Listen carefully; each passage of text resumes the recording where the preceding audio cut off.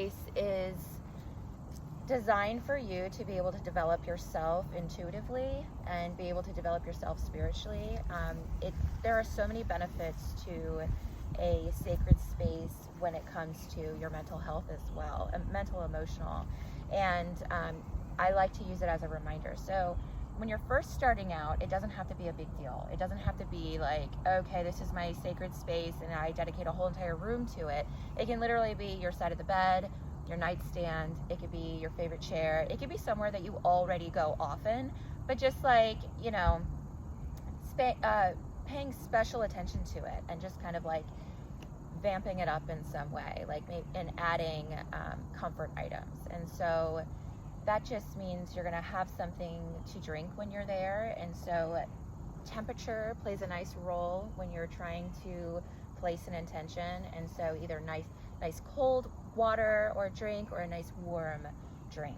And then a soft blanket. You want to be able to have that texture, because again, we're trying to calm the mental state when we're in those places.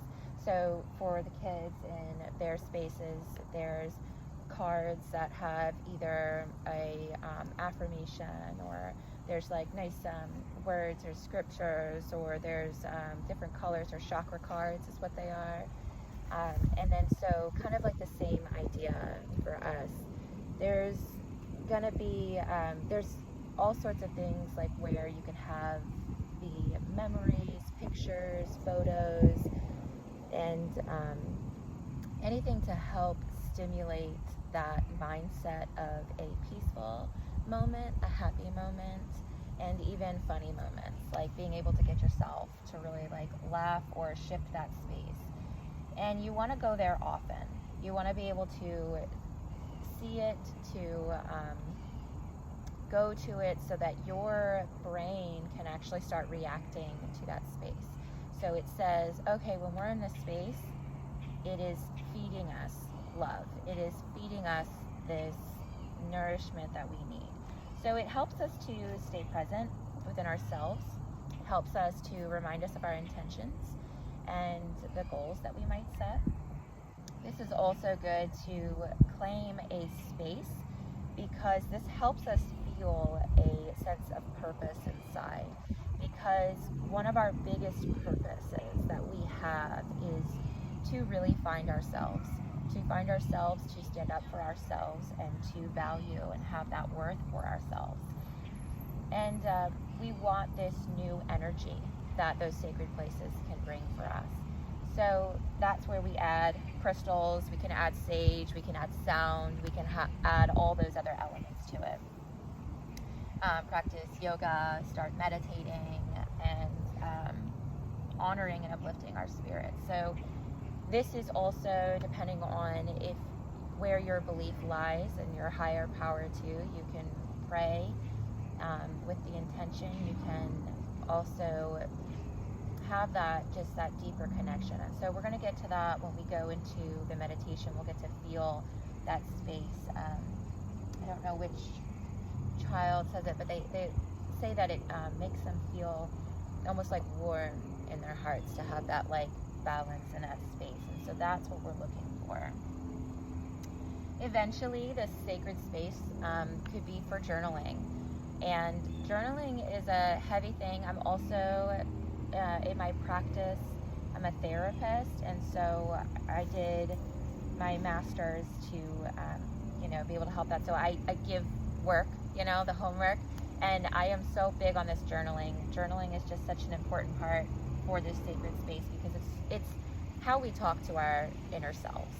There's that voice inside that nobody hears, that nobody sees, and there is just inside what it is that we are thinking and feeling, and it's the most honest version of ourselves. It's really important to connect with that for our happiness, to be able to know that we have worth and value outside of any accomplishments, outside of any job or task or function, meaning that you can literally just be sitting in a field all by yourself for the rest of your life, and you still matter, and you're still of worth, and you still have that value.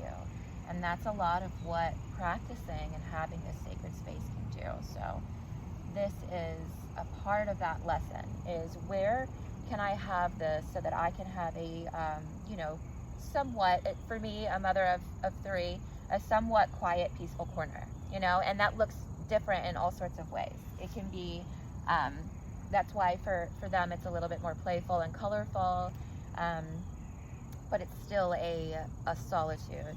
So it's good to bring in nature. If there's like, a window seat, table, a special chair, a giant cushion, even your bathtub. I have some clients who like to just set it up in a bathroom that they have access to.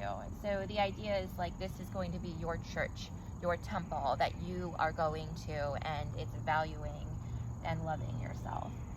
Adding elements to that, making sure that there's the wind chimes, there's your favorite candies, your favorite, having a gift card that maybe you can access to for later on, like, just all of your favorite things. You want them nestled into a space where when you're really needing it and you're really seeking it, and it's just like, okay, you know what, this was reserved for a time just like this, and you go ahead and you take upon it. And then you're just also practicing these new healthy practices. All of these things are proven to enhance your emotional intelligence. And so, it helps us to be able to understand and pause. Like, why am I feeling this way? Why is it taking me in this direction? Where are my emotions coming from? And helping sit with them rather than always having this reactive response to it, but we can actually sit and be able to register and be able to ponder some of these so we can choose what we want our response to be instead of just allowing ourselves to always just react. It doesn't always work out that way, of course, but that's where that goal is. This is also a place for, life is really hard and life moves quickly. And there is not always the pauses in life to be able to do that. So a lot of times we tumble and we fall and we make a lot of mistakes along the way.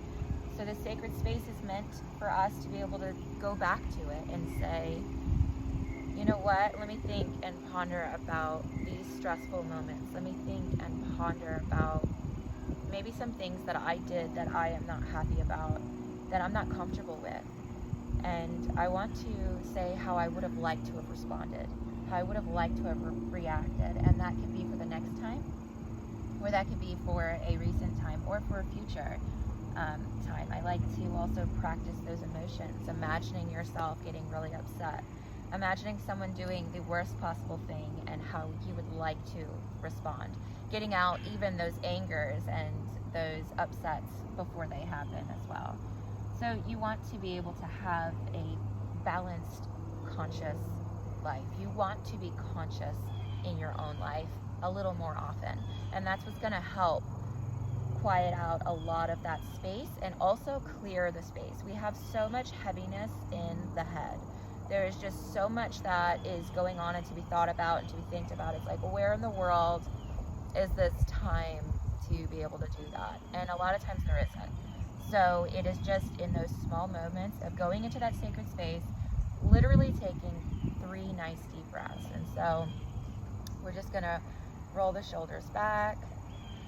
And I want you to we're going to notice inside the nose. We're going to breathe in through the nose. And then out through the nose. And then this next space, I want you to see if you can notice a temperature shift as you go in through the nose, and then back out through the nose. And just that little exercise alone, we are telling the body, I hear you. I'm sitting with you, and just sitting. We're not giving a task. We're not giving a responsibility.